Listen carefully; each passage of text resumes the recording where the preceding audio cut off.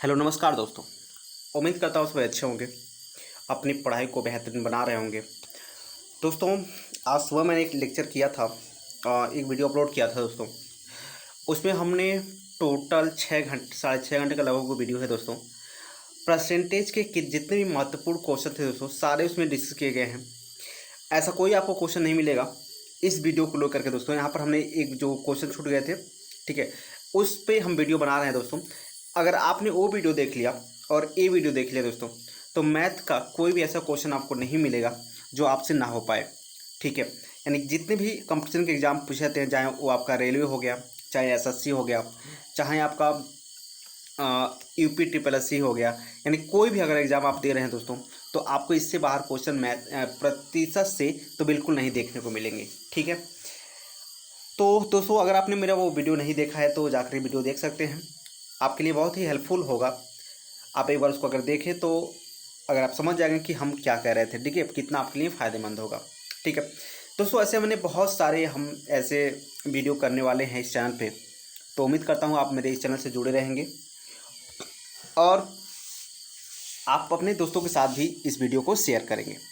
चलिए दोस्तों, ज़्यादा बात नहीं करेंगे, हम अपने क्वेश्चन की तरफ चलते हैं। क्वेश्चन क्या है देखिएगा। एक परीक्षा में 70% विद्यार्थी क्या है अंग्रेजी में तथा 65% विद्यार्थी गणित में उत्तीर्ण हुए, ठीक है। यदि 27% विद्यार्थी दोनों विषयों में अनुत्तीर्ण हुए तथा 248 विद्यार्थी दोनों विषयों में उत्तीर्ण हुए, तो कुल कितने प्रतिशत विद्यार्थी थे। देखिए यहाँ पर जो है ये अनुत्तीर्ण रहेगा। ये क्वेश्चन थोड़ा गलत हो गया था, इसको हम थोड़ा गलत सही कर लेते हैं। ये अनुत्तीर्ण रहेगा दोस्तों, ठीक है। इसको आप, ये थोड़ा गलत है, ठीक है, तो इसको समझिए, ये अनुत्तीर्ण है, ठीक है।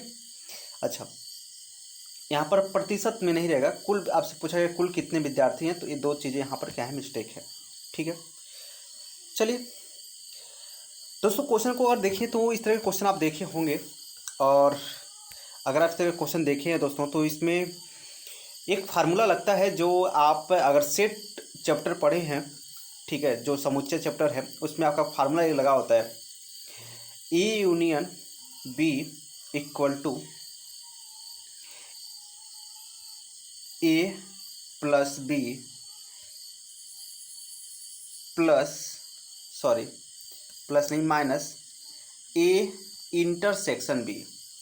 अब मतलब ये क्या है दोस्तों, ए क्या है, अगर आप देखिए, अगर हमने कहा कि ए जो है ये, अगर हमने कहा कि अंग्रेजी में जो है या तो पास पास होगा या तो फेल फेल होगा, समझिए बात को, ठीक है।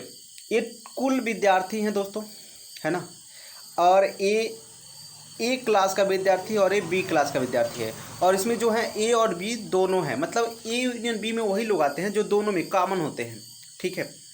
एग्जाम्पल अगर समझाएं दोस्तों, तो इसको अगर फिगर समझें तो इसका मतलब क्या हो गया, ए आपका कोई सेट है, ए आपका क्या है, बी है, और जो ए आपका है क्या है, ए यूनियन बी है, क्या है, ए यूनियन बी, मतलब ये दोनों में आ जाते हैं। तो कहने का मेरा मतलब ये है दोस्तों कि ये दोनों में आते हैं तो इन दोनों में तो काउंट करेंगे नहीं।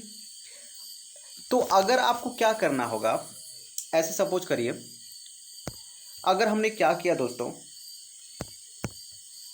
इसमें मान लिया 4 लोग हैं, और इसमें मान लिया क्या 3 लोग हैं, और इसमें मान लिया कितने 2 लोग हैं, ठीक है।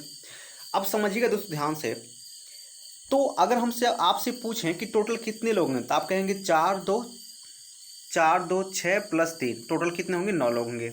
अच्छा, हम आपसे पूछे कि बताइए कि ए में कितने लोग होंगे, ए मान लीजिए ए है और ये क्या है, बी है। तो अगर हमने आपसे पूछा कि ए में कितने लोग होंगे, तो आप कहेंगे जब ए में जो लोग होंगे वो कितने होंगे, 4 2 6 लोग। ए में कितने लोग हैं, 6 लोग हो गए। तो बी में कितने लोग हो गए दोस्तों, तो आप कहेंगे 3 2 5 लोग। तो आपने यहाँ क्या देखा, 6 5 कितना हो गया दोस्तों, 11 हो गया, और यहाँ कितने 9 लोग, मतलब 2 लोग क्या होते हैं, ज़्यादा हो जाते हैं ना। और ये 2 लोग ज़्यादा क्यों होते हैं, क्योंकि ये दोनों लोग हम दोनों में काउंट कर लेते हैं, समझ में आ गया। तो मेरे कहने का मतलब क्या है, इसमें कैसे हम अगर दोनों को हम 11 को लिखना चाहते हैं तो कैसे लिख सकते हैं दोस्तों। 11 को लिखना चाहते हैं तो हम लिख सकते हैं इसको इस तरह से, जैसे ए यूनियन बी, इसका मतलब क्या है दोस्तों, जो दोनों में हो, ठीक है। और फिर ए, फिर बी, और माइनस क्या, माइनस क्या हो जाएगा दोस्तों, माइनस हो जाएगा आपका ए इंटरसेक्शन बी। आप कहेंगे कैसे, तो देखिए दोस्तों ध्यान से, इसको थोड़ा मिटा इरेज कर लेते हैं, ठीक है।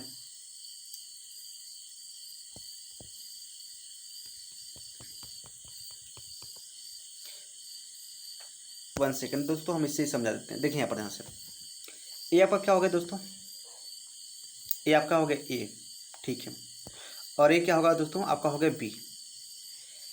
ए जो ए है दोस्तों, और ये दोस्तों जो बी है, अगर इसमें कितने लोग हैं दोस्तों, हम मान लेते हैं इसमें 4 लोग हैं, इसमें कितने लोग हैं, 5 लोग हैं, और इसमें हमने मान लिया 2 लोग हैं, ठीक है। इसमें 4, इसमें 5 और इसमें 2 लोग हैं, ठीक है। अब समझिएगा ध्यान से, अगर हमने कहा कि ए में कितने लोग हैं, तो आप कहेंगे जो ए में लोग हैं वो हैं 5 और 2 कितना, 7 लोग। फिर हमने आपसे कहा बताइए बी में कितने लोग हैं, तो आप कहेंगे 4 2 6 लोग हैं। अगर हमसे पूछा कि बताइए टोटल कितने लोग होंगे, तो आप कहेंगे 4 2 6, क्या कहेंगे 4 2 6 5 11, यानी टोटल जो होंगे लोग वो टोटल कितने होंगे, 11 लोग होंगे, ठीक है। अच्छा सॉरी 11 नहीं, 4 2 6 और 6 5 11, हाँ बिल्कुल सही, 11 लोग होंगे। लेकिन दोस्तों अगर यहाँ से देखें तो ए में कितने लोग हैं, 7, और बी में कितने लोग हैं, 6 लोग हैं। तो यहाँ से क्या निकल गया, यहाँ से निकल गया 13 लोग। अभी 13 लोग जो निकले हैं दोस्तों, वो कैसे निकले हैं, क्योंकि इस 2 को हमने 2 बार काउंट किया है, ठीक है। इस 2 को हमने क्या किया, 2 बार काउंट किया है। तो इसीलिए हम क्या करते हैं, इसको हम एक बार, अच्छा इसको कैसे लिखते हैं, ए मान लीजिए ए हो गया, इसी को हम लिखते हैं दोस्तों ए यूनियन बी लिखते हैं, ए इंटरसेक्शन बी लिखते हैं। क्या लिखते हैं, ए इंटरसेक्शन बी, मतलब जो दोनों में हो, ठीक है। यानी जो फार्मूला आपने पढ़ा होगा कहीं ना कहीं कि A union B equal to A plus B plus, sorry minus, plus नहीं रहेगा दोस्तों, क्या रहेगा, minus A plus B minus A intersection B. इसका मतलब क्या है दोस्तों, जो सिर्फ ए में हो, इसका मतलब क्या है जो सिर्फ बी में हो, और इसका मतलब क्या है जो ए और बी दोनों में हो। तो अगर आपको टोटल निकालना हो दोस्तों, क्या निकालना हो, टोटल निकालना हो, तो टोटल निकालने क्या करेंगे आप, ए प्लस बी करेंगे और माइनस का ए इंटरसेक्शन बी, मतलब जो दोनों में है दोस्तों उसको हम क्या करेंगे, एक बार घटा देंगे, ठीक है। मेरी बात समझ में आई। तो इसी कॉन्सेप्ट को हम लोग यूज करने वाले हैं दोस्तों, ठीक है। और उम्मीद करता हूँ दोस्तों आपको ये बहुत ही अच्छी तरह से समझ में आएगा। चलिए उम्मीद करता हूँ आपको ये समझ में आ गया होगा। चलिए इसको इरेज करते हैं, फिर अपने क्वेश्चन की तरफ चलते हैं, ठीक है। अब क्वेश्चन को ध्यान से देखिएगा, और क्वेश्चन थोड़ा छोटा करते हैं दोस्तों ताकि लगाने में कोई सुविधा हो, ठीक है, दिक्कत ना हो। और पेज को फुल करते हैं, देखिए ध्यान से। अगर यहाँ पर क्या किया गया है, 70% विद्यार्थी अंग्रेजी में तथा 65% विद्यार्थी गणित में उत्तीर्ण हुए, ठीक है। फेल, यहाँ पर पास की बात कही जा रही है, ठीक है। किसकी बात, पास की बात। तो कितने परसेंट पास हुए दोस्तों, 70% पास जो हुए दोस्तों। मैथ में कितने परसेंट, जो मैथ की बात हम करें तो मैथ में दोस्तों 70%, सॉरी मैथ नहीं इंग्लिश में, मैथ में कितने हो गए, 65% पास हो गए, ठीक है। अगर बात करें इंग्लिश में तो आप कहेंगे इंग्लिश में कितने, 70% पास हो गए, ठीक है। 70% क्या हो गए, पास हो गए। अच्छा अब बात करते हैं दोस्तों कि यहाँ पर दिया है, क्या दिया है, 27% विद्यार्थी दोनों विषयों में क्या हो गए, अनुत्तीर्ण हो गए। क्या है, अनुत्तीर्ण हो गए, ठीक है, मतलब फेल हो गए। तो मेरे दोस्त आप ये बताइए कि अगर 27% दोनों विषयों में क्या हो गए, अनुत्तीर्ण हो गए, तो टोटल कितने लोग हैं, 100 लोग हैं। 27 क्या हो गए, फेल हो गए, है ना, तो निकल गए, कितने बचे गए, तो ये दोस्तों बच गए 73 लोग। कितने लोग बचे, 73 लोग। मतलब 73 लोग वो हैं जो टोटल क्या होंगे, पास हुए होंगे, ठीक है। 73 लोग क्या है, जो टोटल पास हुए हैं।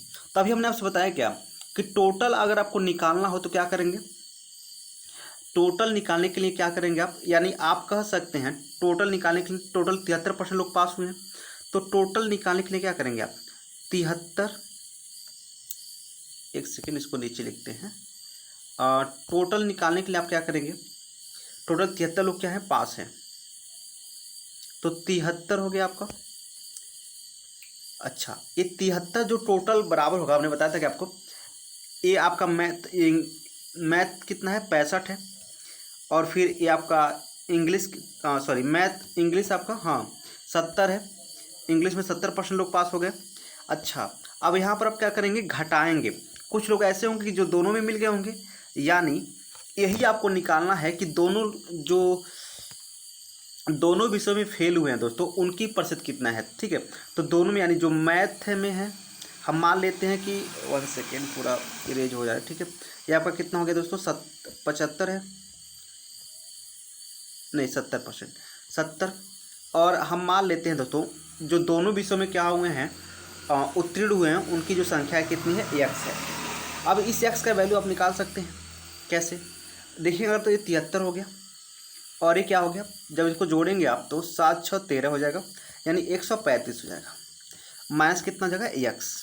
अब आप दोस्तों क्या कर सकते हैं, आप एक काम कर सकते हैं, इसको इस तरह लाएंगे तो 73 माइनस 135 और माइनस का हो जाएगा x। और जब 73 में से 135 में से 73 घटाएंगे दोस्तों तो 5 में से 3 जाएगा, तो आप कहेंगे जब 5 ये आपका 2 हो जाएगा, और ये आपका दोस्तों 13 में से 7 जाएगा तो ये आपका 6 हो गया। कितना हो गया, 6 हो गया। माइनस 62 आ गया और इक्वल टू कितना आ गया, माइनस x। तो यहाँ से माइनस का जाएगा, खत्म हो जाएगा, यानी x का वैल्यू कितना आ गया दोस्तों, तो आप कहेंगे x का वैल्यू आ गया 62। कितना आ गया, 62। x का वैल्यू कितना आ गया, 62 आ गया। अब इसका मतलब क्या हो गया दोस्तों कि 62% जो लोग हैं, ठीक है, 62% लोग वो दोनों विषय में क्या हुए होंगे, उत्तीर्ण हुए होंगे। क्या होंगे, दोनों विषय में उत्तीर्ण होंगे। लेकिन दोस्तों ध्यान दीजिए अगर यहाँ क्वेश्चन से, तो क्वेश्चन से साफ साफ कहा जा रहा है दोस्तों, ठीक है, क्वेश्चन से साफ साफ कहा जा रहा है कि जो दोनों विषयों में क्या हुए, उत्तीर्ण हुए दोस्तों, उनकी संख्या कितना है, 248 है। कितना है, 248 लोग हैं जो दोनों विषयों में क्या हुए, उत्तीर्ण हुए हैं। और यहाँ से आप देख रहे हैं कितना आया, 62%। तो आप कह सकते हैं जो 62% है दोस्तों वो बराबर किसके हो जाएगा, तो कहेंगे 248 के। कितने के, 248 के। जब इसमें आप 4 से मल्टीप्लाई करेंगे यानी 1 किसके बराबर हो जाएगा, तो कहेंगे 4 के। टोटल कितने परसेंट होंगे दोस्तों, 100% होंगे। तो 100 किसके बराबर हो जाएगा, तो आप कहेंगे जब 100 बराबर की बात करें तो 100 हो जाएगा आपका बराबर 400 के। यानी टोटल विद्यार्थी कितने होंगे, 400 के होंगे। कितने होंगे, 400 के। ठीक है, तो आपका जो राइट आंसर हो जाएगा कितना हो जाएगा, 400 हो जाएगा। अब कहेंगे दोस्तों कि आप बहुत बड़ा सवाल हो रहा है। देखिए बड़ा कुछ नहीं हो रहा है, आप इसको समझने की कोशिश करिए। ठीक है, क्या करना है आपको, समझना है बस। ये तो बहुत सारे इतना ज़्यादा मतलब हमने आपको कैलकुलेटर दिखाया, लेकिन आप इतना दिमाग में कर सकते हैं। ठीक है, अब कैसे समझिएगा, देखिए ध्यान से। तो बहुत सारी चीज़ें आप ध्यान मतलब दिमाग में ही कर देंगे, आपको लिखने की जरूरत नहीं है। ठीक है, फिर से इसको इरेज करते हैं और आपको समझाते हैं कैसे। देखिए ध्यान से, अगर तो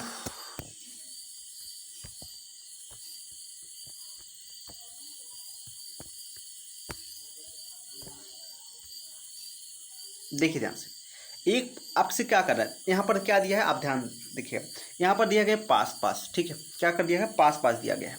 ठीक है, तो आपकी जो इंग्लिश में कितने लोग पास हो गए दोस्तों, इंग्लिश में 70% लोग। ठीक है, कोई दिक्कत नहीं। मैथ में कितने पास हुए, तो 65%, कोई दिक्कत नहीं। ठीक है, लेकिन यहाँ पर आप देखिए दोनों विषय में क्या दिया है, 27% लोग दोनों विषय में क्या हो गए, अनुत्तीर्ण हो गए। तो अगर आप 100 में से 27 घटाएंगे दोस्तों, तो आपको पता होना चाहिए कि जो दोनों विषयों की बात करें तो दोनों विषयों में कितने परसेंट क्या हो गए, अनुत्तीर्ण हो गए। ये हो गया आपका 27। कितने हो गए दोस्तों, 27 से जब 100 घटाएंगे, 100 में से 27 घटाएंगे दोस्तों, तो कितना आ जाएगा आपका, आ जाएगा दोस्तों 73%। ठीक है, तो दोनों विषयों में कितने लोग अनुत्तीर्ण हो गए दोस्तों, उत्तीर्ण हो गए दोस्तों 73%। अब देखिए आप क्या करेंगे दोस्तों, तो आपको करना कुछ नहीं है। अब क्या करना, सिंपली से इन दोनों को क्या कर देना, ऐड कर देना है ना। इन दोनों को जोड़ेंगे, तो जब इन दोनों को जोड़ेंगे तो आप ध्यान से देखिए, अगर ध्यान इनको दोनों जोड़ना है दोनों को, तो कैसे जोड़ेंगे। अगर इन दोनों को जोड़ें, या ऐसे समझिए कि आप क्या देख रहे हैं, हमको इन दोनों को जोड़ने के बाद क्या करेंगे, इस 76 को घटाएंगे। ठीक है, इन दोनों को जोड़ करके इस 73 को क्या करेंगे, घटाएंगे। मतलब आपको यही करना है। तो कैसे कर सकते हैं बिना टाइम वेस्ट किए, तो आप क्या करेंगे दोस्तों, इस 70 में से अगर 73 घटा देंगे तो -3 आएगा, और जब 65 में से 3 घटाएंगे दोस्तों तो क्या आ जाएगा, 62। आप एक लाइन में क्या कर सकते हैं, 62 ला सकते हैं। और यही क्या है, दोनों विषयों में उत्तीर्ण होने वालों की संख्या है। और यही किसके बराबर हो गया, तो यही बराबर हो गया 248 के। तो आप देखेंगे कि एक किसके बराबर हो जाएगा, तो आप कहेंगे एक बराबर हो जाएगा 4 के। और 100 बराबर करना है तो 100 से गुणा कर देंगे, आंसर 400। ठीक है दोस्तों। तो ये क्वेश्चन आप दिमाग में ही कर सकते हैं, बहुत ज़्यादा लंबा नहीं होगा, वो तो मैंने आपको बेसिक से समझाया है, आपको ऐसे करना है। ठीक है, तो चलिए अभी इस पर हम और सारे क्वेश्चन करने वाले हैं, आपको उम्मीद करता हूँ आपको अच्छी तरह से समझ में आ जाएगा। ठीक है, चलिए आगे चलते हैं। यहाँ पर अगला क्वेश्चन देखिए दोस्तों, एक परीक्षा में 42% विद्यार्थी जो हैं, ठीक है, गणित में तथा 52% विद्यार्थी अंग्रेजी में क्या हुए, अनुत्तीर्ण हुए। यदि 17% जो विद्यार्थी हैं दोस्तों दोनों विषयों में क्या हो गया, अनुत्तीर्ण हो गए। यहाँ तो आपको कोई दिक्कत करना ही नहीं, कुछ करना नहीं है दोस्तों। आप देखिए यहाँ पर भी क्या दिया है, यहाँ पर भी अनुत्तीर्ण दिया है और इसमें भी क्या कर दिया है, अनुत्तीर्ण, मतलब सब अनुत्तीर्ण दिया। ठीक है, नहीं सब फेल की बात की है। तो देखिए यहाँ पर हम करेंगे क्या, सबसे पहले बात सिंपल सी बात है, कौन कौन सा विषय, मैथ में कितने हैं, मैथ में लोग 42% लोग क्या है, फेल हैं, कोई बात नहीं। ठीक है, मैथ में 42% फेल हैं। फिर बात करें अगर इंग्लिश में, तो आप कहेंगे इंग्लिश में 52% लोग फेल हैं। अच्छा, दोनों में कितने लोग फेल हैं, तो दोनों में अगर बात करें तो दोनों में 17% लोग फेल हैं। दोनों में कितने परसेंट लोग फेल हैं, 17%। अब हम आपसे पूछें कुल कितने फेल होंगे, तो आप कहेंगे जब कुल फेल की बात करी जा रही है तो इन दोनों को जोड़ दीजिए, इन दोनों को जोड़ दीजिए और इसमें से घटा दीजिए। ठीक है, इन दोनों को जो घटा देंगे तो कैसे घटाएंगे, देखिए ये 4 हो गया और 5 और 9 हो गया, 94 में से कितना घटाएंगे, 17। और जब आप 94 में से 17 घटाएंगे दोस्तों तो कितना बचेगा, तो आप देख सकते हैं 94 से अगर 17 आप घटा रहे हैं तो यहाँ पर 7 हो गया और यहाँ पर 8 में से 1 जाएगा 7, यानी कितना आ गया दोस्तों, 77 आ गया। ठीक है दोस्तों, क्या आ गया, 77 आ गया। ये जो 77 क्या है दोस्तों, दोनों विषयों में फेल होने वाले की, यानी जो फेल होने की संख्या दोस्तों कितना है, 77 है, यानी सॉरी ये कुल फेल होने वालों की संख्या है 77। अब बताइए टोटल कितने लोग होते हैं, 100% लोग होते हैं, इसमें से 77 लोग क्या हो गए, फेल हो गए। तो पास कितने हुए, तो पास की अगर बात करें दोस्तों तो आप कह सकते हैं पास होने वाले की जो संख्या है वो आपका क्या है, वो आपका हो गया दोस्तों 23 हो गया। कितना हो गया, 23। और आपसे साफ साफ कहा जा रहा है दोस्तों जो मतलब दोनों विषयों में उत्तीर्ण विद्यार्थियों की जो संख्या है वो कितना है, 46 है। तो आपसे क्या पूछा है, कुल विद्यार्थियों की संख्या पूछा है दोस्तों, तो उत्तीर्ण होने की संख्या कितना है, 46 है। तो 23 किसके बराबर हो गया, 46 के बराबर हो गया, किस इससे कितना, इससे 2 गुना ज़्यादा हो गया, है ना। तो कुल आपसे पूछा कुल विद्यार्थी कितने हैं, तो टोटल 100 विद्यार्थी होते हैं 100%, इसका 2 गुना कर दीजिए, यानी कितना आ गया, 200 विद्यार्थी टोटल होंगे। कितना होंगे, 200 विद्यार्थी। सिंपल सी बात है दोस्तों, बहुत ही इजी सवाल है, आपको इसमें कोई दिक्कत नहीं है और ऑप्शन 1 का जगह इसका राइट हो जाएगा। तो उम्मीद करता हूँ दोस्तों आप इसको अच्छी तरह समझे होंगे, इसमें कोई आपको दिक्कत नहीं होगा। आप बहुत सारी चीज़ें आप माइंड में ही कैलकुलेट कर सकते हैं। ठीक है, चलिए अब बात करते हैं दोस्तों अपने अगले क्वेश्चन की। किसी कक्षा में 72% विद्यार्थी हैं जीव विज्ञान में क्या हुए, अच्छा पढ़ते हैं थोड़ा। किसी कक्षा में 72% विद्यार्थी जीव विज्ञान तथा 44% विद्यार्थी गणित चुना। ठीक है, यहाँ पर चुनने की बात हो रही है। ठीक है, यदि प्रत्येक विद्यार्थी ने जीव विज्ञान तथा गणित में से सॉरी यहाँ पर मिस्टेक हो गया दोस्तों, गणित में से कम एक विषय चुना हो तथा 40% विद्यार्थी ने दोनों विषय चुने हो, तो कक्षा में कुल कितने विद्यार्थी हैं दोस्तों। अब यहाँ ध्यान दीजिएगा दोस्तों, यहाँ पर विषय चुनने की बात हो रही है। ठीक है, कौन कौन से विषय, तो जीव विज्ञान यानी बायोलॉजी कितने लोग चुने, तो 72% लोग। ठीक है दोस्तों, यानी 72% लोग क्या जो चुन लिए, बायोलॉजी, अच्छी बात है। अच्छा, गणित कितने चुने, तो मैथ की बात करें तो मैथ सिर्फ 44% लोग। कितने, 44% लोग। ठीक है, मैथ आपके सिर्फ 44% लोग। और बात करें अगर दोस्तों साफ साफ कहा जाएगा कि कम से कम सभी विद्यार्थियों ने कम से कम कोई विषय, मतलब उनको कंपल्सरी है कुछ ना कुछ चुने होंगे। ठीक है दोस्तों, देखिए यहाँ पर अगर आपसे पूछे कि चूँकि टोटल कितने लोग होते हैं, 100 लोग होते हैं, कितने लोग होते हैं, 100 लोग, 100% बाद मान कर चलते हैं। ठीक है, 72% लोग क्या चुन लिए, जीव विज्ञान बायोलॉजी, और जो 42% लोग क्या चुन लिए, तो 42% लोग चुन लिए दोस्तों आपके मैथ। तो अब यहाँ पर देखें आपसे, तो टोटल कितने लोग हो गए दोस्तों, है ना, टोटल कितने लोग होंगे, तो ये आपके टोटल लोग हैं दोस्तों, ये आपके 114 लोग, कितने, 114 लोग हो गए। ठीक है, अच्छा टोटल कितने लोग होने चाहिए, 100, यानी 114 कौन आ गए, मतलब कुछ लोग ऐसे होंगे जो दोनों में काउंट होंगे, मतलब दोनों विषय ले लिए होंगे, तो यानी जो 14 लोग हैं एक क्या कर लिए होंगे, दोनों विषय ले लिए होंगे। ठीक है, 14 लोग क्या कर लिए होंगे, दोनों विषय, सॉरी सॉरी दोस्तों, ये 42 है, नहीं ये 44 है, ठीक है। तो कितना हो जाएगा ये आपके 116 हो जाएगा, ठीक है। मतलब ये 16 लोग जो ऐसे हैं जो दोनों विषय ले लिए, यानी दोनों में हम इनको काउंट कर लिए, तो ठीक है। अब बात करते हैं दोनों, यहाँ पर साफ साफ कहा है कि 40 विद्यार्थी दोनों विषयों में से 40 जो विद्यार्थी हैं ना, विद्यार्थियों ने दोनों विषय चुने हैं, ठीक है। तो आप यहाँ देखेंगे कि इस 16, यहाँ से तो 16 विद्यार्थी दोनों विषय चुन रहे हैं, और वहाँ से 40 विद्यार्थी, यानी 16 किसके बराबर हो गया, तो आप कहेंगे 16 हो गया 40 के बराबर, ठीक है। जब 16 40 पर हो गया तो आपको निकालना है कुल कितने विद्यार्थी हैं, तो हमको 100% की वैल्यू निकालनी है। तो आप बताइए कि एक कितना हो जाएगा, 4 चौका 16 और 4 दहा में 40, है ना। यानी 4 किसके बराबर हो गया, 10 के बराबर हो गया। हमको बनाना है कितना, 100%। तो 4 में किससे गुणा करेंगे 100% होता है, आप कहेंगे 25 से, तो इधर भी 25 से गुणा कर लीजिए। जब इधर आप 25 से गुणा करेंगे यानी कितना आ गया 250, यानी टोटल कितने लोग होंगे 250 टोटल लोग होंगे, कितने होंगे 250, ठीक है। टोटल कितने लोग हैं दोस्तों, टोटल लोग हो गए आपके 250, ठीक है, कितने 250। तो बहुत ही सिंपल सा क्वेश्चन है दोस्तों, उम्मीद करता हूँ आपको इसको समझ पा रहे होंगे। और अगर नहीं समझ में आ रहा है दोस्तों तो एक आध दो बार इसको देखिए, आराम से आप समझ सकते हैं, इसमें कोई आपको दिक्कत नहीं होने वाला है, ठीक है। चलिए आगे चलते हैं दोस्तों, अगला क्वेश्चन देखते हैं, अगला क्वेश्चन क्या कह रहा है। तो इसका जो ऑप्शन नंबर क्या हो जाएगा, ऑप्शन नंबर जो हो जाएगा आपका 250, यानी ऑप्शन ए क्या होगा, राइट होगा। क्वेश्चन दोस्तों इसमें 2-3 चीज़ें आप बहुत इंपॉर्टेंट चीज़ देख रहे होंगे, क्या हम बता रहे हैं आपको। ये जो आर्टिकल 72 है ना, आर्टिकल 72 आपको याद आ रहा हो तो ये क्या है, राष्ट्रपति जो है इसके द्वारा क्षमादान की शक्ति राष्ट्रपति को प्रदान है।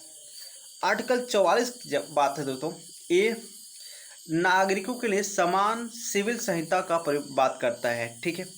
आर्टिकल 40 की बात करें दोस्तों तो ये पंचायती राज से संबंधित है। तो ये कुछ महत्वपूर्ण आर्टिकल थे दोस्तों जो आपको पता होना चाहिए। चलिए उम्मीद करता हूँ दोस्तों आप ये सब जानते होंगे, ठीक है। यहाँ पर देखिए दोस्तों, अगले जो क्वेश्चन है क्या है, गोविंद अपनी मासिक आय का 20% अपने घरेलू आवश्यकताओं पर। क्वेश्चन थोड़ा अच्छा क्वेश्चन है, जो अच्छे लेवल का क्वेश्चन है, इसलिए थोड़ा टाइम लगेगा दोस्तों आपको समझाने में, है ना। तो गोविंद जो है अपनी मासिक आय का 20% अपने घरेलू आवश्यकताओं पर, शेष आय का, यहाँ पर दोस्तों यहाँ पर मिस्टेक है, शेष आय का 15% पुस्तक पर तथा शेष आय का 30% कपड़ों पर खर्च करता है। यदि उसके पास 9,520 रुपये बचता है, यानी शेष बचता है, तो उसकी मासिक आय बताइए दोस्तों। तो यहाँ पर क्या है, सक्सेसिव केस लग रहा है दोस्तों, है ना। क्या लग रहा है, सक्सेसिव केस। हमने आपको बताया था सक्सेसिव केस में हमने क्या किया था, क्या करना चाहिए हमें, ठीक है, समझिएगा। अच्छे से बात करते हैं। देखिए यहाँ पर क्या है, गोविंद नाम एक आया हुआ दोस्तों, ये गोविंद कौन है। तो अगर दोस्तों आप उत्तर प्रदेश के हैं और यूपी ट्रिपल पेट की तैयारी कर रहे हैं तो आपके लिए बहुत ही इंपॉर्टेंट क्वेश्चन है दोस्तों। ये जो गोविंद बल्लभ पंत है दोस्तों, यह उत्तर प्रदेश के पहले मुख्यमंत्री हैं। कौन है, उत्तर प्रदेश के पहले मुख्यमंत्री कौन है, गोविंद बल्लभ पंत। और दोस्तों उत्तर प्रदेश में ही एक गोविंद बल्लभ पंत सागर बांध भी है। तो क्वेश्चन पूछ सकता है कि गोविंद बल्लभ सागर बांध कहाँ है दोस्तों, तो आप कह सकते हैं कहाँ पर है, उत्तर प्रदेश में है, ठीक है। चलिए बाकी क्वेश्चन करते हैं, क्वेश्चन में क्या है इसको देखते हैं। हाँ, तो ये अपने मासिक आय का कितना 20% अपने घरेलू आवश्यकता पर। तो आपको पता है दोस्तों कि 20% का मतलब कितना है, तो आप कहेंगे 20% का जो मतलब है, ठीक है, कितने का, 20% का जो मतलब है दोस्तों, 20% का ये है आपका 1/5, सही बात है। अगर बात करें दोस्तों 15% का मतलब, तो कहेंगे 15% का जो मतलब है दोस्तों, ये आपका हो गया 3/20, कितना हो गया 3/20। अच्छा, फिर अगर आपके पास 30% का मतलब, तो आप कहेंगे 30% का जो मतलब है दोस्तों वो क्या है 3/10, कितना है 3/10, ये आपका 30% का मतलब है, ठीक है। अब इन्हीं का हम प्रयोग करेंगे दोस्तों, अब समझिएगा। ये क्या कर रहा है, 20% जो है अपने घरेलू आवश्यकताओं पर खर्च कर रहा है। मतलब मान लीजिए अगर 5 कमा रहा है तो इसका एक खर्च कर दे रहा है किस पे, घरेलू आवश्यकता पर। 5 कमा रहा है, एक क्या कर दिया, खर्च कर दिया, ठीक है। 5 कमाया और एक क्या कर दिया, खर्च कर दिया, बिल्कुल सही, कोई बात नहीं। फिर क्या करें कि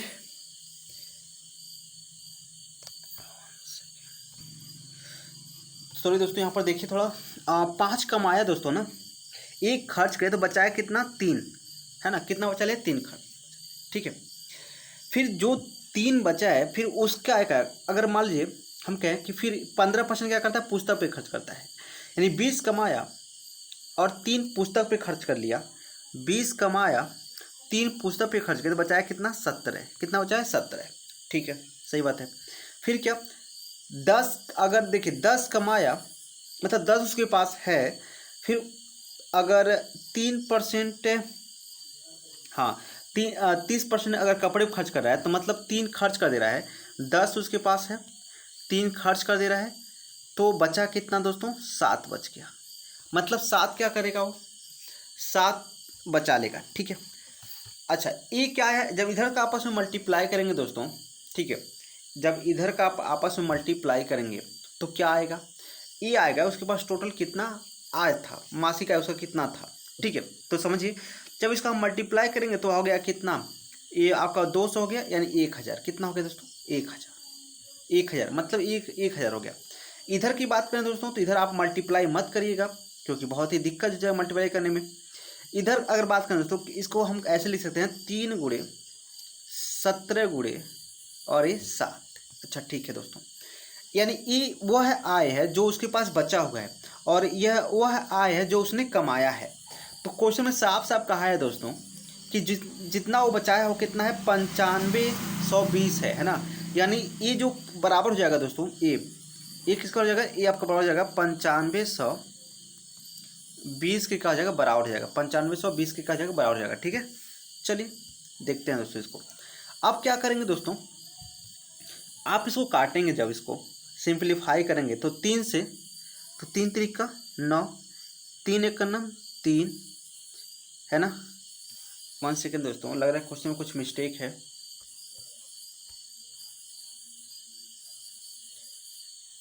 पंचानवे 20 ही तो है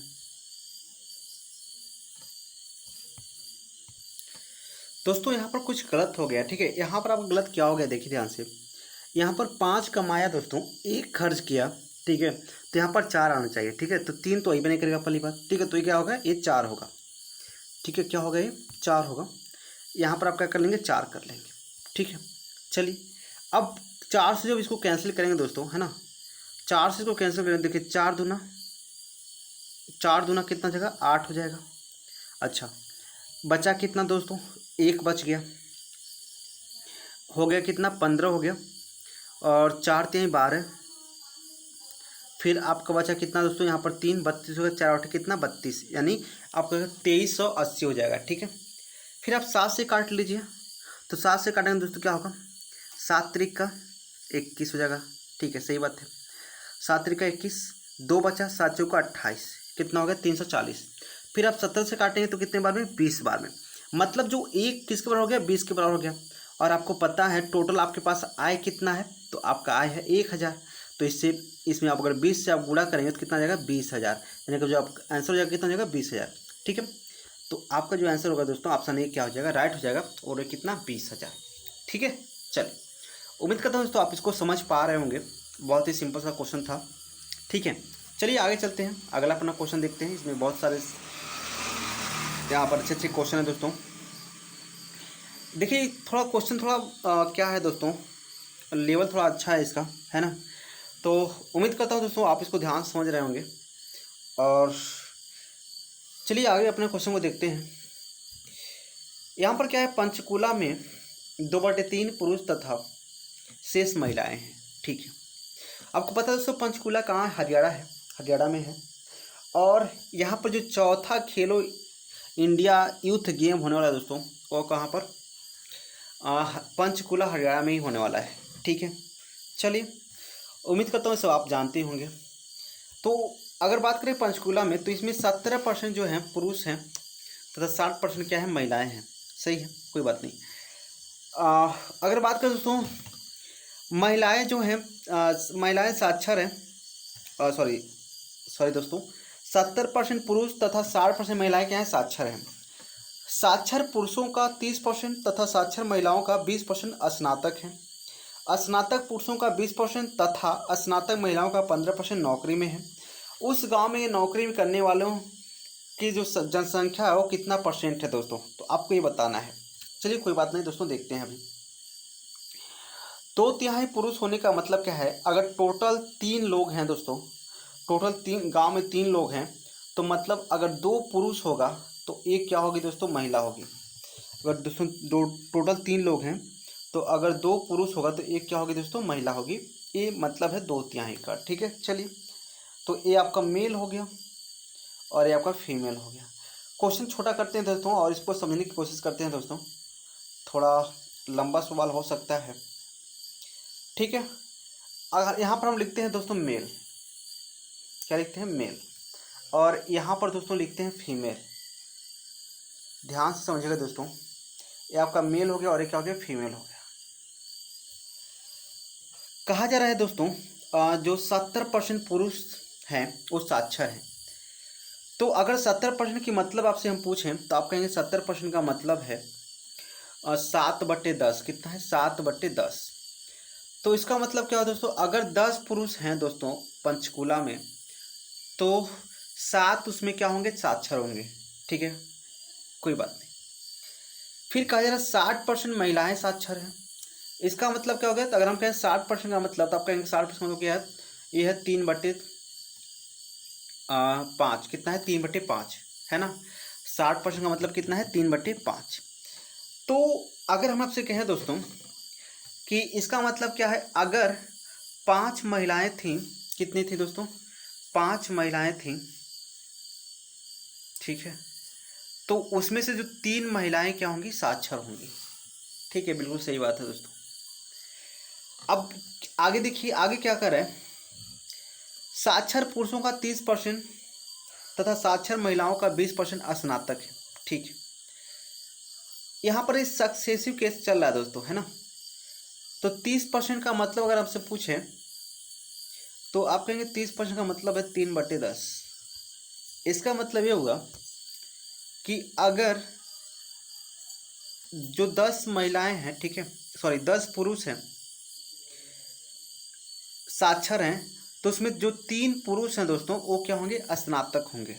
ठीक है, इसका मतलब क्या हो गया? अगर 10 पुरुष साक्षर हैं तो 3 पुरुष क्या होंगे? स्नातक होंगे। यहाँ पर कहा जा रहा है दोस्तों 20% साक्षर महिलाओं का 20% स्नातक है। तो 20% का मतलब कितना होता है? 1/5 होता है। इसका मतलब क्या होगा कि अगर 5 महिलाएं हैं तो उसमें से एक महिला क्या होगी? साक्षर होगी। ठीक है, आगे देखिए, आगे कहा जा रहा है कि स्नातक, सॉरी साक्षर नहीं, ये स्नातक होगा। ठीक है, अगर 10 साक्षर पुरुष हैं तो उसमें 3 स्नातक होंगे। अगर 10 से साक्षर महिलाएं हैं, 5 साक्षर महिलाएं हैं तो उसमें 1 स्नातक होगी। ठीक है, आगे क्या कर रहा है कि जो मतलब स्नातक पुरुष हैं, ठीक है, उनका जो 20% है दोस्तों वो कहाँ पर है? नौकरी कर रहे हैं। ठीक है, स्नातक पुरुषों का 20% क्या हो रहा है? नौकरी कर रहा है। ठीक है,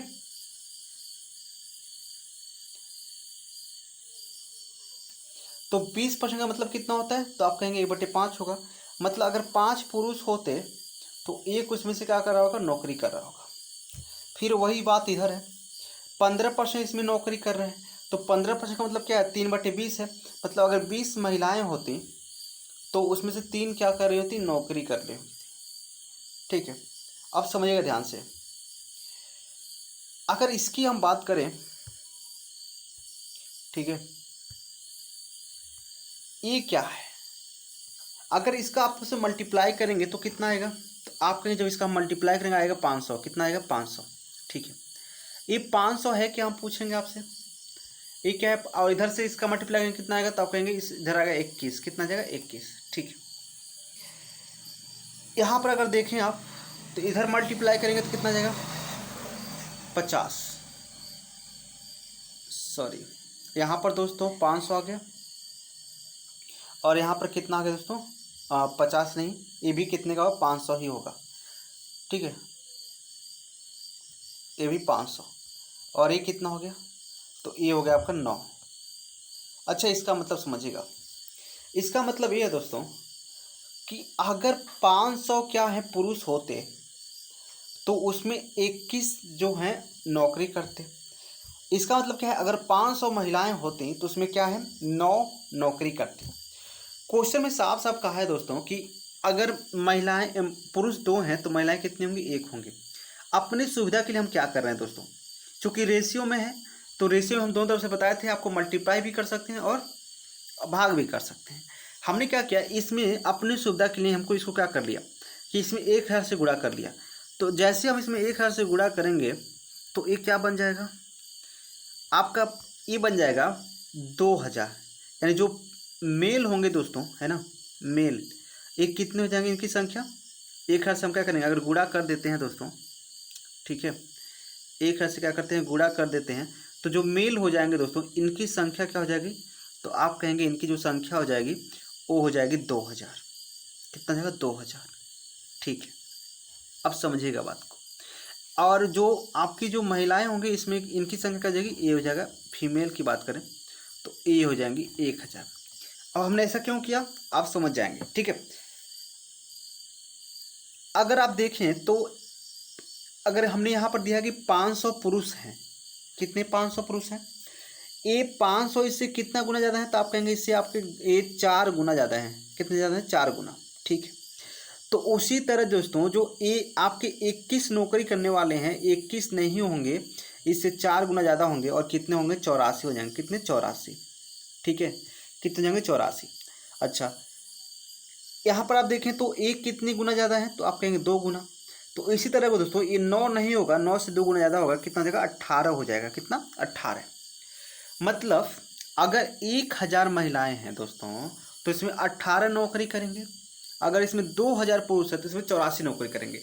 आपसे पूछा कि कुल कितना परसेंट नौकरी करेंगे, तो कुल परसेंटेज निकालेंगे दोस्तों, तो टोटल जनसंख्या कितना है, तो टोटल जनसंख्या हो गया आपका 3000। कितना हो गया, 3000। 2000 इसका, 1000 इसका। अच्छा, टोटल नौकरी करने वाले कितने लोग होंगे, तो 84 ये हो गया और 18 ये हो गया। और जब 84 18 को आप जोड़ेंगे दोस्तों कितना आ जाएगा, ये आ जाएगा आपका 8 4 12 और 8 1 9 10, यानी 102 आ गया। अगर इसका परसेंटेज आप निकालेंगे दोस्तों तो सिंपल सा निकाल सकते हैं, 2 0 से 2 0 का जगह खत्म हो जाएगा। और जब इसको आप भाग करेंगे 3 से, तो 3 से काटेंगे तो 10 बार में, और ये 3 3 9, 3 4 12, यानी 10 से जब डिवाइड करेंगे यानी 3.4% जो है दोस्तों वो क्या हो जाएंगे, 3.4% क्या लोग क्या होंगे, नौकरी करेंगे, है ना। यानी नौकरी करने वालों की जो जनसंख्या हो जाएगा दोस्तों कितना हो जाएगा, 3.4% नौकरी करने वालों की संख्या होगी। दोस्तों क्वेश्चन थोड़ा लंबा है, उम्मीद करता हूँ आपको समझ में आ गया होगा, बहुत ही अच्छी तरह से समझाया दोस्तों। ठीक है, चलिए, उम्मीद करता हूँ आपको समझ में आया होगा। ये आगे चलते हैं, अगला क्वेश्चन देखते हैं। अगला क्वेश्चन क्या है, इसको देखिए दोस्तों, ये भी अच्छे लेवल का क्वेश्चन है दोस्तों, इसको भी समझने की कोशिश करिएगा। एक कार के उत्पादन मूल्य में, मतलब मूल्य जो है दोस्तों 3 मदें सम्मिलित हैं, है ना। यानी जो उत्पादन लागत है दोस्तों उसमें तीन चीज़ों पे डिपेंड है। एक तो कच्चे माल के मूल्य की बात कर रहा है, कच्चा माल जितना अधिक होगा, कच्चे माल का मूल्य जितना अधिक होगा कार का मूल्य उतना अधिक होगा। दूसरा, श्रमिकों के खर्च पर निर्भर कर रहा है, अगर श्रमिकों की खर्च बढ़ेगी तो कार का मूल्य क्या जाएगा, बढ़ जाएगा। अतिरिक्त खर्च की बात कर रहा है, इसके अतिरिक्त जो पॉलिश पेंट की बात हो रही है दोस्तों, तो अगर ये भी बढ़ेगा तो फिर ऑटोमेटिक कार का मूल्य क्या जाएगा, बढ़ जाएगा। क्वेश्चन से क्या कहा जा रहा है, किसी वर्ष की बात कर जा रही है, किसी वर्ष इनमें इनके जो मूल्यों में अनुपात था, किससे, कच्चे माल और श्रमिक का खर्च और अतिरिक्त खर्च, इनमें जो अनुपात था 4 3 और 2 का था। ठीक है, फिर क्या हुआ, अगले वर्ष इनके मूल्य में क्रमशः 10%, 8% की वृद्धि होती है तथा 5% क्या होती है, कमी हो जाती है इनके मूल्य में, है ना। अब इसको हमको करना है, कैसे करेंगे ध्यान से समझिएगा, बहुत ही अच्छा क्वेश्चन है दोस्तों। थोड़ा इसको हम जूम करते हैं, 1 सेकेंड।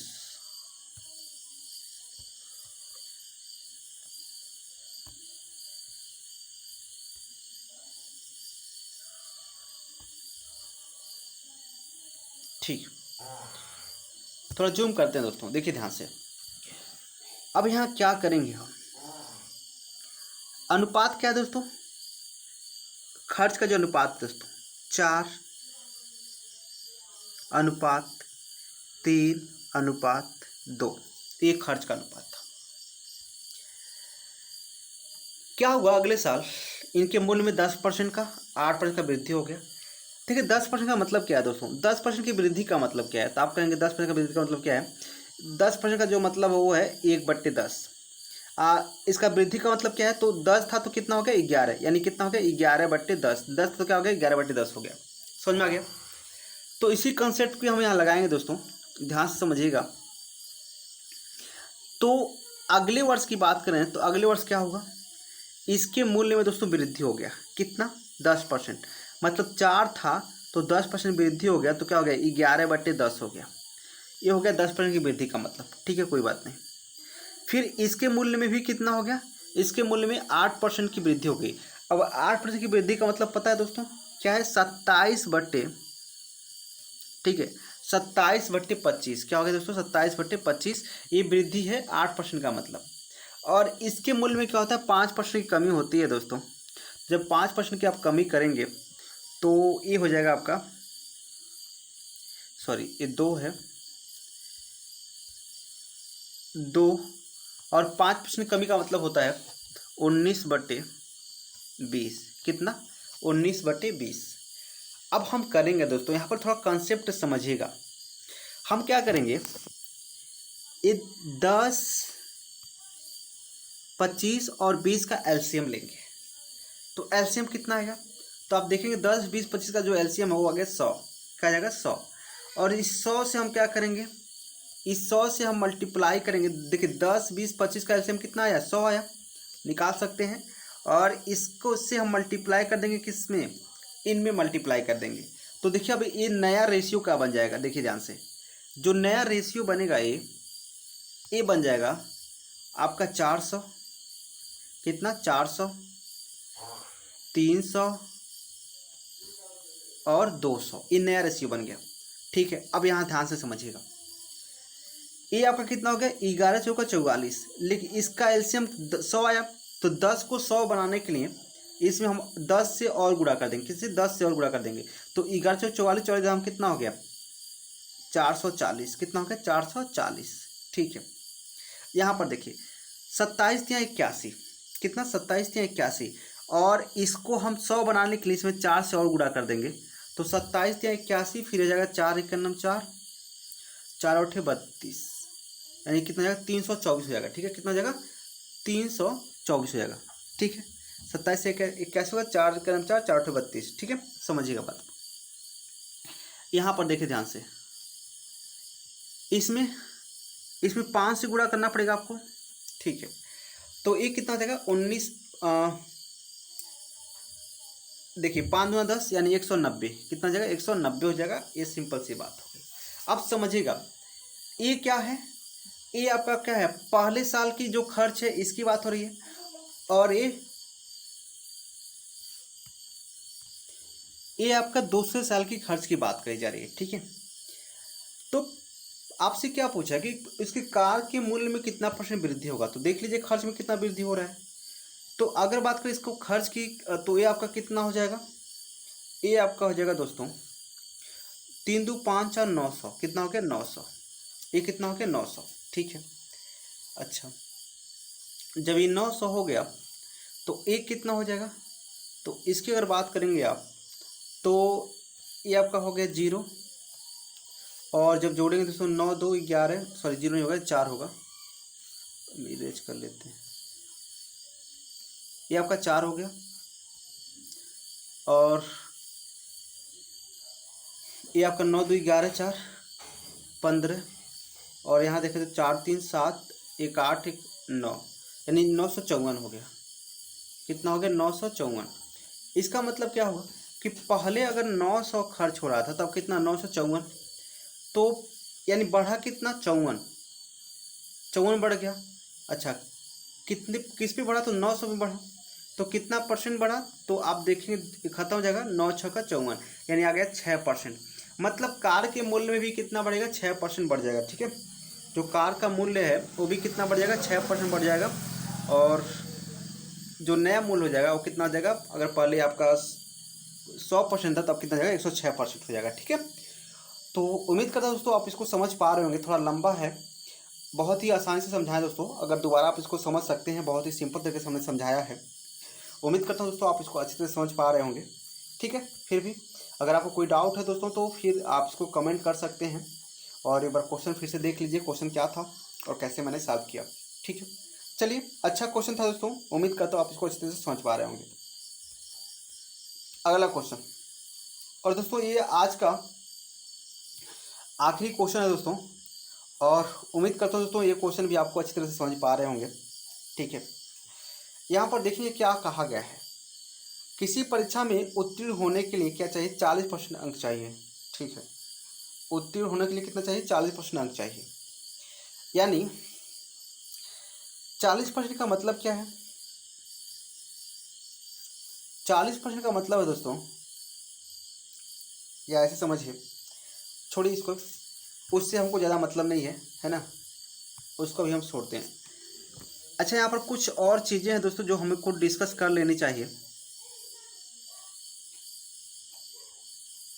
ठीक है, कुछ और चीज़ें हैं, जैसे क्या है, किसी परीक्षा में उत्तीर्ण होने के लिए 40% अंक चाहिए। ठीक है, मीरा ने पासिंग अंक से 10% कम अंक पाए, मतलब जितना उसको पास होना चाहिए था उससे 10% कम पा गई। ठीक है, बात करते हैं मीरा कौन है दोस्तों, तो आपको याद होना चाहिए मीराबाई चानू। ठीक है, क्या है, एक वेट लिफ्टर हैं, और टोक्यो ओलंपिक में दोस्तों इन्होंने कांस्य सिल्वर पदक जीता है। क्या जीता है, सिल्वर पदक जीता है मीराबाई चानू ने। कहाँ की है, मणिपुर की है।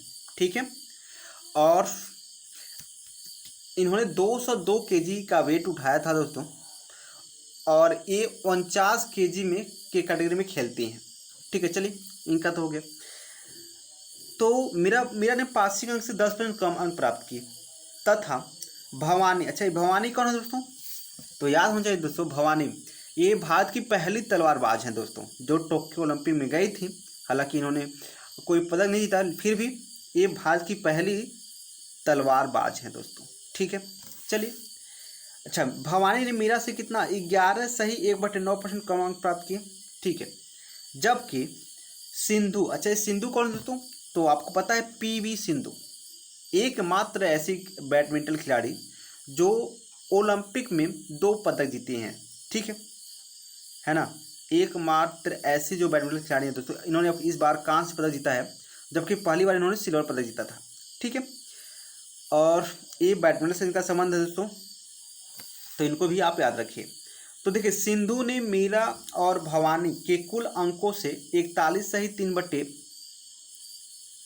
यहाँ पर दोस्तों थोड़ा मिस्टेक है, 41 सही 3/17% अंक प्राप्त किए। ठीक है, ज्ञात कीजिए कि सिंधु इस परीक्षा में पास हुई अथवा फेल। अच्छा, हमको पता करना है कि सिंधु पास हुई अथवा फेल हुई। अब समझिएगा, देखो क्वेश्चन समझिए, क्वेश्चन छोटा करते हैं, इसको समझिएगा ध्यान से, उम्मीद करता हूँ आपको अच्छी तरह समझ में आ जाएगा। यहाँ पर देखिए, अगर मीरा की बात करें, है ना, किसकी बात करें, मीरा की, तो जो मीरा है दोस्तों, कौन, मीरा, इन्होंने जो पासिंग मार्क है उससे 10% कम पाई हैं। अगर पासिंग मार्क दोस्तों 10 होता, 10% का मतलब क्या है, तो आप कहेंगे 10% का मतलब है, 10% का मतलब दोस्तों 1/10, क्या है, 1/10। यानी अगर पासिंग मार्क 10 है तो मीरा कितनी पाई होंगी, अगर पासिंग मार्क कितना है दोस्तों, पासिंग मार्क 10 है, तो जो मीरा पाई होंगी दोस्तों, कितना पाई होंगी, 9 पाई होगी। क्या पाई होगी, 9, है ना, क्योंकि पासिंग मार्क कितना है दोस्तों, 10 है, और मीरा को कितना मिला, 9 मिला, क्योंकि 1% कम मिला ना, 10% कम मिला, है ना, तो 10 है तो 1 कम मिल गया, यानी 9 पाई होगी। ठीक है, यानी मीरा क्या है, फेल है, ऐसे समझिए। अब ध्यान से समझिएगा, इसको थोड़ा इरेज कर लेते हैं। ठीक है, ये पासिंग मार्क है, और मीरा को कितना मिला दोस्तों, मीरा को मिला है आपका, मीरा को मिला है 9, कितना मिला है, मीरा को 9 मिला है। अच्छा, अब समझिएगा, यहाँ पर क्या कह रहा है कि भवानी ने मीरा से 11 से 1/9 अंक क्या हुए, कम प्राप्त हुए। यानी भवानी को जो है मीरा से 11 से 1/9 अंक, अगर हम पूछे तो 11 से 1/9% का मतलब क्या है, तो आप कहेंगे 11 सही 1/9% का जो मतलब है वो है 1/9। कितना है? 1/9। मतलब अगर मीरा ने 9 अंक पाए होता, ठीक है, पाई हुई, तो जो आपकी भवानी है वो कितना, इससे कम 8 अंक पाई होगी। ठीक है, तो इसको भी ध्यान से समझिएगा। अगर यहाँ पर इसको हम ऐसे लिख लेते हैं, ध्यान से समझिए, ये आपकी पासिंग मार्क हो गई 10। मीरा को कितना मिला? तो मीरा को मिला दोस्तों 9। अच्छा, ये मीरा की मार्क हो गई।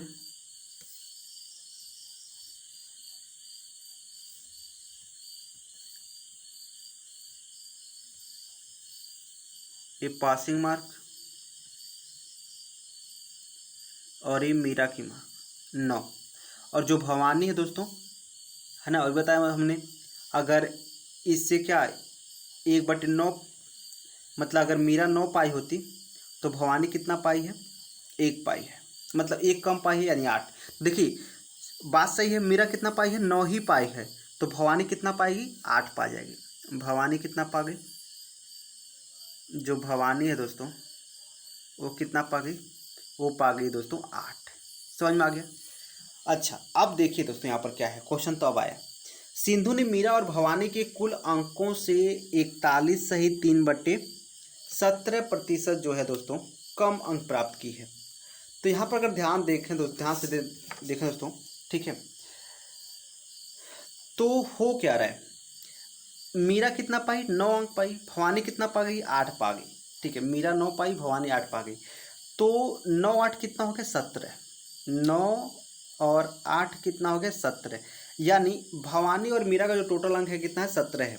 और जो कौन है, सिंधु है, वो इसके अंक से कितना कम पाई? 41 सही 3/17% कम पाई। अगर हम आपसे पूछे कि 41 सही 3/17% का मतलब क्या है, तो आपको पता होना चाहिए दोस्तों, इसका मतलब है ये आपका 7/17। कितना? 7/17, ये इसका क्या है मतलब है। ठीक है, क्या मतलब दोस्तों? 7/17। अब इसका मतलब क्या है समझिएगा, साफ साफ कहा है कि 7/17 मतलब इतना परसेंट कम पाई है। मतलब ये हुआ दोस्तों, अगर इस 17 अंक होता, इन दोनों को 17 अंक मिला होता, तो इससे ये 7 कम पाई होगी, यानी कितना पाई होगी? इससे 7 कम पाई होगी, तो आपका कितना हो जाएगा, यानी कितना हो जाएगा? 11 पाई, 10 पाई होगी। ठीक है, तो इसको आप क्या लिखेंगे दोस्तों? इसको आप लिखेंगे, ठीक है, यानी कितना लिखेंगे दोस्तों? यानी सिंधु कितना पाई दोस्तों? तो सिंधु पाई है दोस्तों 11, 10 बटे कितना? 10/17। तो 17 क्या हो गया? खत्म हो गया। यानी सिंधु को कितना मिल गया? तो सिंधु को मिल गया 10 अंक। और आपको पता है पासिंग मार्क भी कितनी है? तो 10। यानी सिंधु क्या हो गई? पास हो गई। क्या हो गई? सिंधु पास हो गई। यानी आपको पता है पीवी सिंधु पास हो गई। ठीक है, तो ये था दोस्तों आज का क्वेश्चन। बहुत ही अच्छे अच्छे लेवल के क्वेश्चन थे, उम्मीद करता हूँ आप इसको समझ पाए होंगे। थोड़ा क्या था दोस्तों, थोड़ा लंबा क्वेश्चन था, थोड़ा टाइम टेकिंग था, लेकिन अगर अपनी मन से करेंगे दोस्तों, अगर समझेंगे तो आपको इसको बहुत सारी चीज़ें अपने माइंड में ही कैलकुलेट कर लेते हैं। हमको तो आपको समझाना होता है। फिर भी दोस्तों अगर आप इसको अच्छी तरह से नहीं समझ पाए तो एक बार वीडियो को पुनः देखिएगा। उम्मीद करता हूँ आप इसको अच्छी तरह से समझ गए होंगे। तो आज के लिए बस इतना ही। जल्दी मिलेंगे अपने अगले नेक्स्ट वीडियो में। तब तक के लिए आप अपना और अपनों का ख्याल रखिएगा। जय हिंद, जय भारत।